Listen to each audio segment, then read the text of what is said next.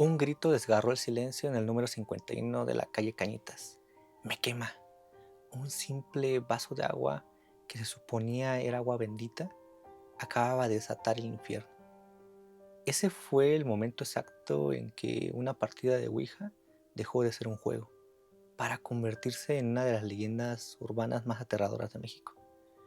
Pero, ¿qué pasó realmente esa noche? ¿Fue el inicio de una posesión demoníaca o el comienzo de un engaño maestro que sigue vivo hasta hoy? En el corazón de la colonia Popotla en la Ciudad de México hay una casa que es sinónimo de misterio y terror, la Casa de Cañitas. No es solo una propiedad, es un icono de la cultura popular, un lugar que divide opiniones y que por décadas ha alimentado nuestra fascinación por lo paranormal. Su leyenda, impulsada por el autoproclamado investigador paranormal Carlos Trejo, ha sido contada en libros, películas y cientos de programas de televisión, pero casi todas las versiones de la historia empiezan después de que el caos ya se había desatado. Hoy vamos a regresar al epicentro del horror, a ese grito que lo empezó todo. Vamos a desmenuzar los relatos originales de esa fatídica noche de 1982 para entender cómo un juego de mesa pudo supuestamente abrir una puerta al mismísimo infierno.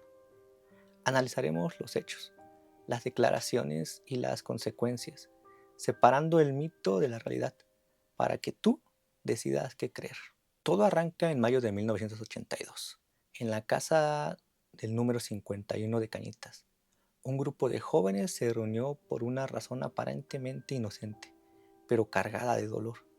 Estaban allí Carlos Trejo, su esposa de entonces Sofía, su hermana Norma y el novio de esta, un hombre llamado Emanuel, junto con un par de amigos. Su objetivo no era molestar a los muertos. La intención, según la historia oficial, era mucho más íntima. Querían contactar al espíritu del exnovio de Norma, que había muerto en un trágico accidente. Con una tabla ouija en mano empezaron la sesión. Pero lo que pasó después, según el relato de Trejo, fue una serie de eventos que salieron de control muy rápido. La ouija no se movió para darles consuelo. Al contrario, empezó a deletrear insultos, mensajes hostiles. La atmósfera del cuarto cambió. El aire se puso denso y helado. Los objetos empezaron a volar por la habitación y se escucharon golpes en las paredes. El manual completo de un poltergeist que indicaba que algo más había respondido a su llamada. El punto de no retorno fue el verdadero clímax, cuando llegó la supuesta entidad y se enfocó en Emanuel, el novio de Norma, y este empezó a convulsionar con una violencia brutal, sacudido por una fuerza invisible.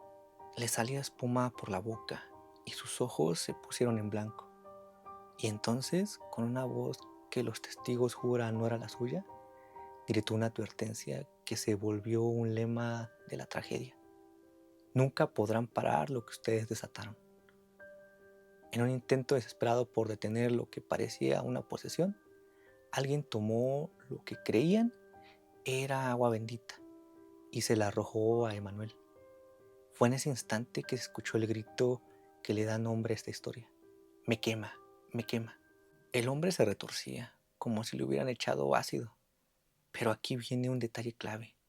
Un testigo diría años después que no era más que simple agua, de la llave. Cuando la convulsión paró, Emanuel se desplomó. Al despertar no recordaba nada. Para los demás la noche apenas empezaba. El juego había terminado, pero el infierno en la casa de Cañitas acababa de inaugurarse. El terror no se detuvo, y no se detuvo cuando Emanuel volvió en sí. Al contrario, ese fue solo el primer acto. Lo que siguió en las horas y días posteriores, de acuerdo con el libro de Carlos Trejo, fue una escalada de terror en toda regla. Los fenómenos extraños se intensificaron. Ya no eran solo golpes en la pared, eran ruidos constantes, objetos que levitaban y se estrellaban, y puertas que se azotaban con una violencia inexplicable. Pero el fenómeno más inquietante fue una aparición. Norma Trejo, la hermana de Carlos Trejo, afirmó haber visto una sombra encapuchada, una figura alta y oscura que aparecía en las esquinas de la casa. Describió cómo esta cosa intentó agarrarla, con unas manos que parecían garras. En un acto reflejo, Norma levantó un crucifijo y, según su testimonio, la figura retrocedió con un siseo y se desvaneció en una nube de humo y niebla. Una escena que parecía sacada de una película. La familia, aterrada y sin saber a quién pedir ayuda, se dio cuenta de que habían liberado algo mucho más poderoso de lo que imaginaban. Estos ya no se limitaban a un solo cuarto. La casa entera parecía estar viva y en su contra. Sentían que los observaba todo el tiempo y la temperatura bajaba de golpe, congelando el aire en pleno verano. La entidad que habían conectado o despertado ya no necesitaba la ouija para hacerse presente. Estaba ahí, con ellos, y su presencia era cada vez más agresiva. Al día siguiente, desesperados, hicieron lo único que se les ocurrió: llamar a la iglesia. Un sacerdote local, a quien a veces se le nombra como Padre Tomás, aceptó ir a la casa. Lo que él quería hacer era intentar un exorcismo en el lugar, pero lejos de traer paz, su llegada parecía enfurecer todavía más a lo que fuera que estuviera ahí. Justo cuando el sacerdote empezó con las oraciones del rito, la casa explotó en un caos paranormal. Las puertas se azotaban con mucha fuerza, los marcos temblaban, las ventanas, sin que nadie las tocara, se abrían, se agrietaron algunas paredes y algunas cosas salieron. Pero el momento cumbre, según Trejo, fue cuando la Biblia del sacerdote cayó al suelo. Se abrió en una página al azar y de sus hojas, dicen los testigos, empezó a brotar un líquido espeso y oscuro que describieron como sangre. La casa se llenó de una neblina extraña y mientras el sacerdote, totalmente superado, dijo que el exorcismo no era suficiente y que tenía que retirarse. Y aquí la historia se pone todavía más oscura. Esa misma noche o al día siguiente el sacerdote falleció en circunstancias extrañas. El reporte oficial fue que tropezó en su iglesia y se rompió el cuello. Su muerte fue catalogada como la primera de una larga lista de fatalidades que, según Carlos Trejo, estaban ligadas a la maldición de Cañitas.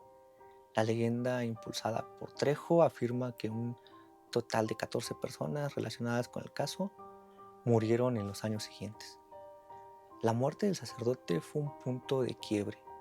La entidad no solo se manifestaba, ahora, aparentemente, también podía matar.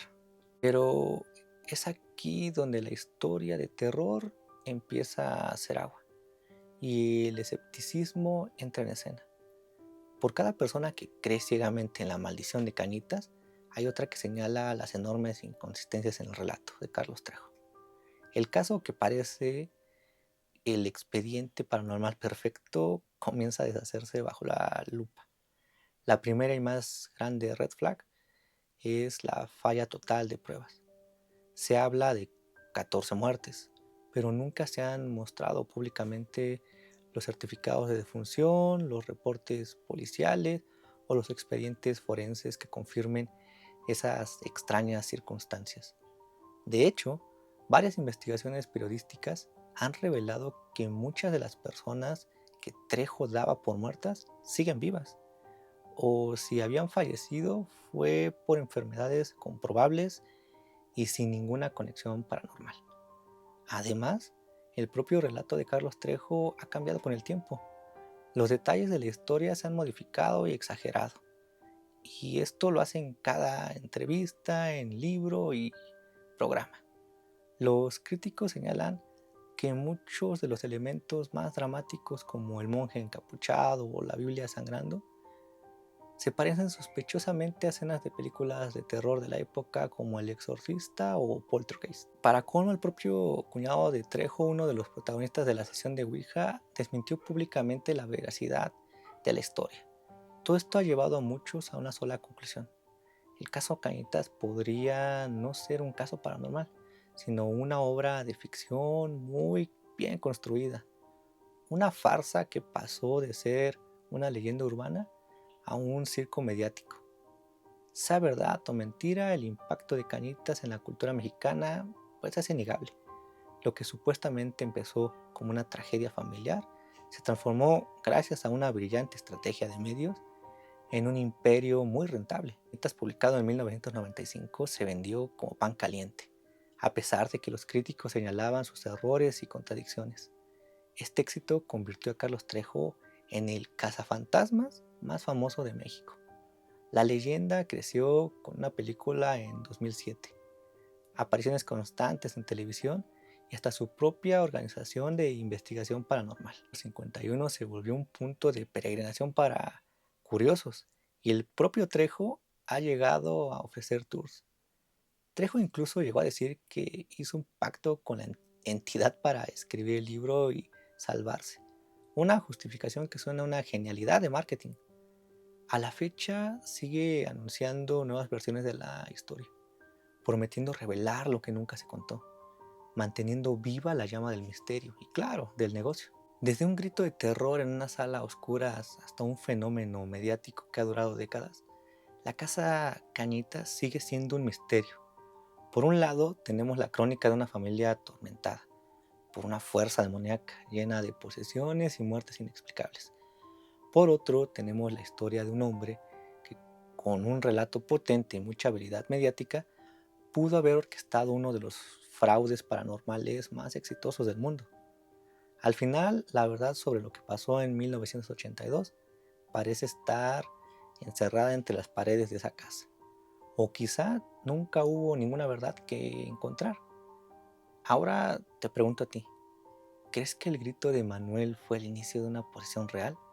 ¿O el primer acto de una obra de ficción muy bien vendida? ¿Estamos ante un caso paranormal genuino o ante una leyenda urbana perfectamente diseñada para vender libros?